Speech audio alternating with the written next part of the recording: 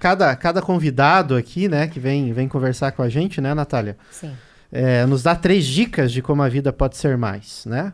Mas a gente vai economizar um pouco aí, né, pro pessoal. Cada um poderia dar uma dica de como que a vida pode ser mais.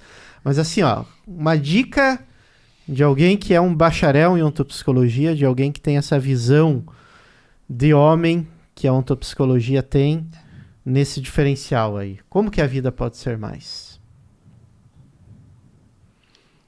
Bom, acredito que uma contínua humildade de si mesmo, diante da vida. Porque a gente vai ter as nossas convicções, os nossos hábitos, as nossas decisões, mas tudo isso pode ser revisto a cada momento. E tem uma parte da vida que ela é pré-definida e outra parte a gente, né, tem o livre-arbítrio para poder fazer. E o nosso insiôntico, a nossa alma, comunica, né, diz, informa a direção. E a gente precisa ter uma humildade para poder escutar e seguir essa direção.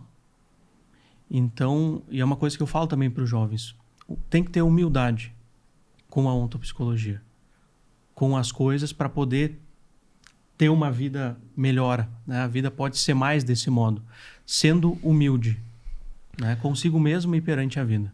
Ou seja, não se deixar atropelar pelas nossas ideias, pelas nossas vontades, pela nossa mente que está girando e de repente dizer, mas o que a vida está pedindo de mim nesse momento, né? Exato. Ela também manifesta um sentido contínuo nas infinitas possibilidades que vão aparecendo, né?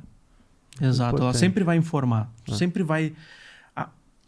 A informação, a direção está sempre dentro de nós mesmos. Uhum. A gente tem que aprender a escutar, saber como escutar e como colocar isso em ação, em prática.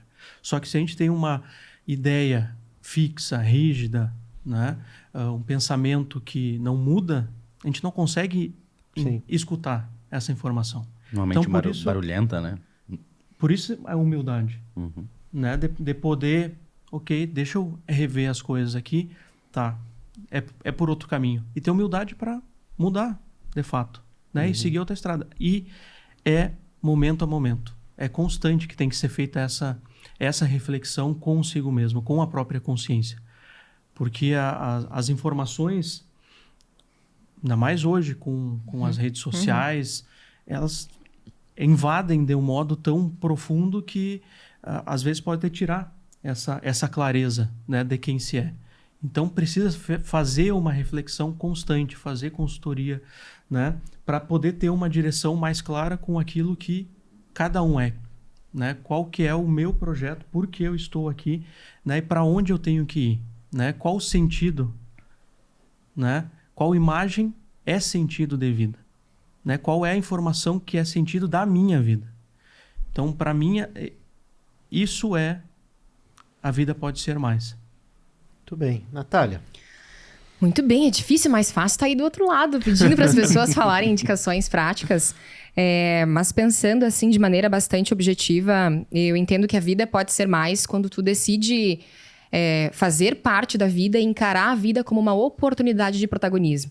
E com isso eu quero dizer assumir as rédeas da tua vida, assim, decidir o que de fato você quer e, ok, quais resultados você espera, o que você gostaria de fazer e realizar e se colocar ativamente para fazer isso acontecer, né? E nós tivemos um professor que ele dizia o seguinte, isso sempre me marcou e até hoje está no meu quadro assim, de referências importantes, que do seguinte, que na vida a gente precisa estar disponível para entender e livre para fazer. Então, acho que isso se relaciona muito com esse aspecto de decidir fazer parte da vida e de maneira protagonista.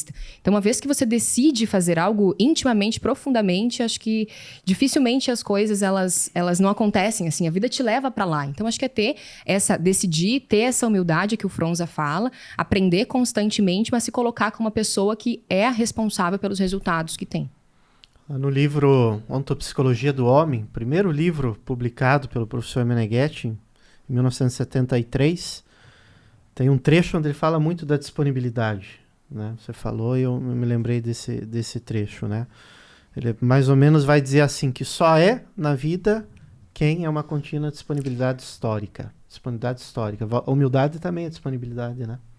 É, Ou seja, contínua mudança, a vida é movimento.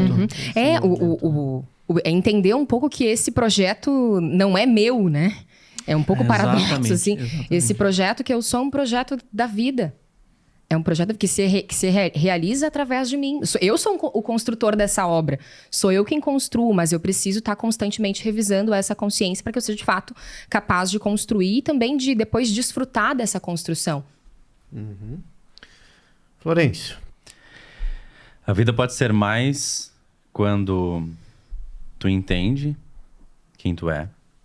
Partindo dessas premissas de humildade e escolha e disponibilidade, uma das coisas que eu tenho feito muito e tenho aprendido com o bacharelado foi aprender a reservar momentos para si mesmo, para poder se preparar e ser melhor e dar o melhor naquilo que tu tá fazendo. É o famoso te coloca na agenda para dar conta dela, né? Então, para mim, hoje muda meu dia quando eu consigo organizar de uma forma, antes de sair de casa, eu não posso sair em dívida comigo. Sair em dívida comigo significa, eu preciso tomar meu café da manhã, eu preciso refletir sobre o que eu vou fazer, eu preciso dar intimidade comigo mesmo, de poder colher o que a vida quer de mim hoje, porque às vezes a gente planeja um monte de coisas, mas se a gente não acorda sensível para o que está acontecendo, a gente não consegue colher aquilo que nos dá a virada, não para dar conta da agenda, mas para dar conta de algo mais extraordinário que pode acontecer. É um exercício que eu busco fazer antes de dormir e ao acordar. De fazer essa revisão, né? Como foi meu dia? Como é que eu me construo? Então, esse momento, para mim, ele tem...